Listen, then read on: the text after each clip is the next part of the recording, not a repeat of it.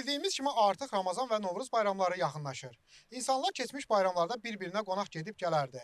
Görəsən o adət-ənənələrimiz hələ də yaşayırmı? Əvvəllər belə bir adət-ənənə var idi ki, hamı bir-birinə qonaq gedərdi, qonaq gələrdi. Bir gün yığılardılar onun evinə, bir gün yığılardılar bunun evinə. İndi o adət-ənənədən heç bir şey qalmayıbdı. İndi elə bir cəmaət bir-birinə yaddaşıbdı. Əvvəlki kimin deyirlər. Bir-birinin öyünə gedən yox, gələn yox. Bilmirəm nə ilə əlaqədərdir, niyə görə belədir. İndi bu dəqiqə hal-hazırda elədir. Əvvəllər qonaq gələrdik, qonaq gedərdik. Belə bir-birimizə süfrə açardıq, yaxınlıq olardı, qonaq arasında birlik olardı, möhkəmçılık olardı. İndi o köhnə adət-ənənələr yoxa çıxıb. Yoxdur da, olmur. Soğuqluq, insanlar bir-birinə soğuqlaşıblar, ögey olublar.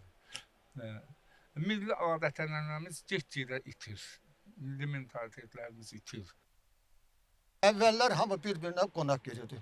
Xoş gün sayırdı bu günləri. Deyirdi ki, Mart ayı yazın qaranquşudur. Gözləyirdi, qaranquşlar gəlirdi. Onda bilirdi ki, yaz gəlib. İnsanların əhval-ruhiyyəsi başqa idi, sağlam idi, mehribançılıq var idi. Amma əvvəlki dövrənə günü-günə çalason bala çatmayacaq. O axıldan çıxardı. Əvvəllər nə idi? Çərşənbə. Qonşu yığışırdı, bir iki tonqal qalıyorduk. Üstündən mütləq atlanmalıydıq. Ağırlığım, uğurluğum geçsin diye. Atlanır tonqaldan özə, bərüzü. Oğlanlı qızı. Əxyalın gəzirdik, elim o vaxtı. İnanırsan, palçığın içində. Azar var idi, bezar var idi.